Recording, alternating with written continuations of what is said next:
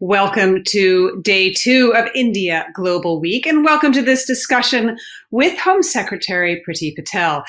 I'm Edie Lush, and I'm delighted to be with you here today. What an incredible response we've seen to Prime Minister Modi's address to our conference. He talked about the excellent work of India Inc. in bringing India's opportunities to a global audience, and talked about India Inc. as one of the main partners for strengthening the UK-India ties. We are all about, as Manoj mentioned, winning partnerships, celebrating our shared values and ambitions. And with us today are over 10,000 participants from 69 different countries, and those numbers continue to grow. If you hear anything you'd like to share on social media, do share with our hashtag, #BeTheRevival, and do tag us, India Incorp. So now I am very delighted to welcome to the digital stage the Home Secretary, United Kingdom, Priti Patel. Later on, we'll move to a panel discussion, and I'll introduce those speakers in a few moments. But to introduce our next speaker, Priti Patel became a member of Parliament for the Conservative Party in 2010. Since then, she has been Secretary of State for International Development, Minister of State for Employment, Exchequer Secretary to the Treasury, and the first UK-India diaspora champion. I am really pleased to welcome her here.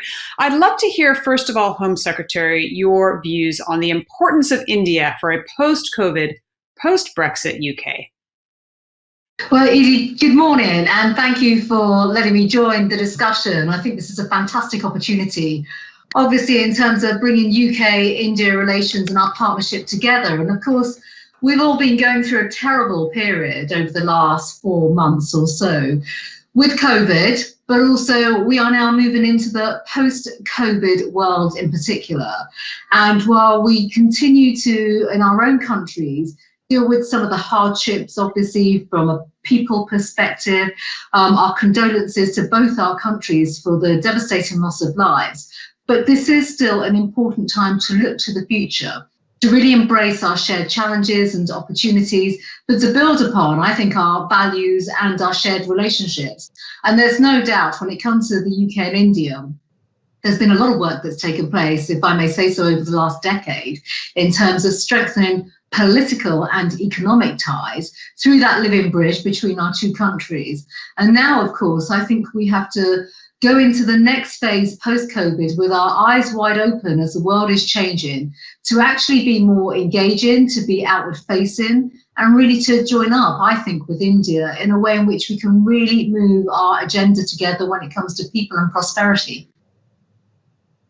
So can you tell me how the UK's new immigration system affect Indians who want to come to work in the United Kingdom, and how will it differ from the past? Well, this is a fundamental change as of the 1st of January 2021. So we're changing our immigration policy in an unprecedented way. This is the biggest change that we're seeing since, believe it or not, since 1971 in the United Kingdom. So this is one of those seismic moments for us. We're introducing a points-based system where we are ending the overt discrimination, effectively, where people can come to the UK from the EU without simply the checks and balances that we have put in place for other countries around the world.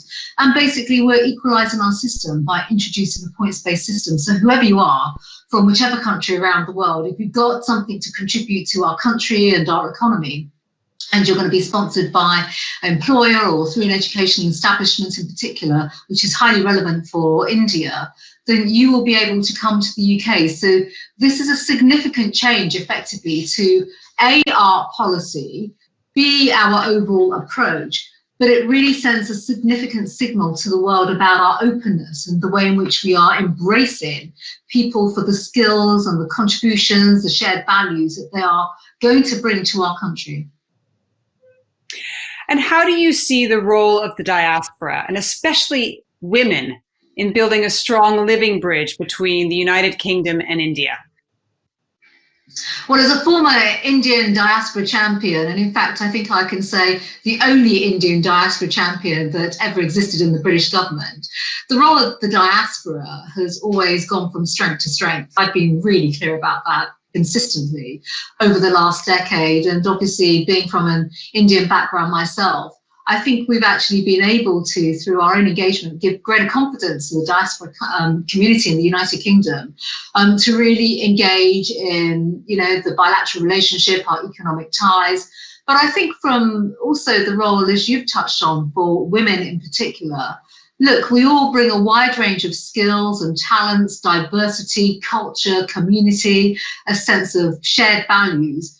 They're crucial in terms of how we bring our two nations together as we move from this post-COVID world into a world where we have, I think, many more, not just engagements, but the chance to really build bridges, to share our experiences, to share the talent and the skills that we have across both countries, and actually to just strengthen our relationship. Our countries are very strong at this already, but I just think we can take this to a completely new level.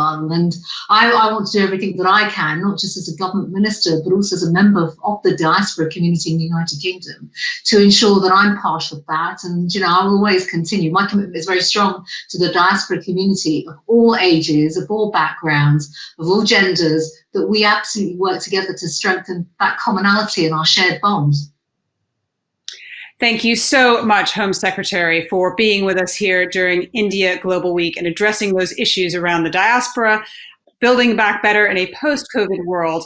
And we're really interested to continue our dialogue. So thank you very much. We're going to close this session now.